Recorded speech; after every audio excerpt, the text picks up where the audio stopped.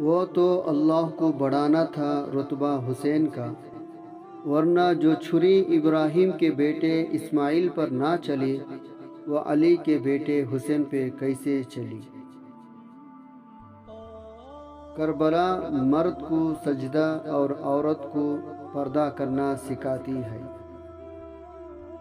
کربلا کے جانثاروں کو سلام، فاطمہ زہرا کے پیاروں کو سلام۔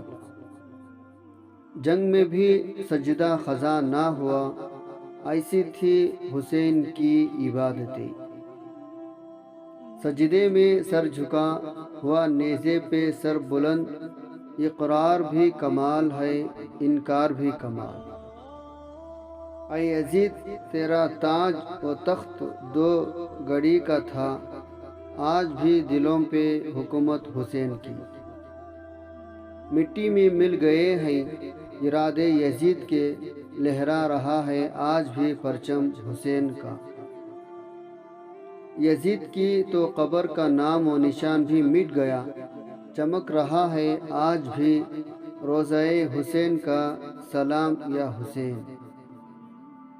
یزید کی تو قبر کا نام و نشان بھی مٹ گیا، چمک رہا ہے آج بھی روضہ حسین کا سلام یا حسین۔ اسلامی سال شروع بھی قربانی سے اور ختم بھی قربانی پر ہوتا ہے۔ کون کہتا ہے پانی کو ترستے تھے حسین، ان کے ہونٹوں کو ترستا رہا پیاسا پانی۔ ایک پل کی تھی بس حکومت یزید کی، صدیاں حسین کی ہیں، زمانہ حسین کا ہے۔ جنگ میں بھی سجدہ قضا نہ ہوا، ایسی تھی حسین کی عبادتیں۔ حضرت امام حسین نے فرمایا، جب جسم موت کے لیے ہے تو اللہ تعالیٰ کے راہ میں شہید ہونا سب سے بہتر ہے۔ قتل حسین اصل میں مرگ یزید ہے، اسلام زندہ ہوتا ہے ہر کربلا کے بعد۔ دلیل فتح تو دیکھ اے حسین کے قاتل، کہ جس سر کو جھکانے آئے تھے اسی سر کو اٹھا کر چلے۔ لوگ شہید ہو کر عزت پاتے ہیں، مگر میرے حسین نے شہادت کو عزت دی۔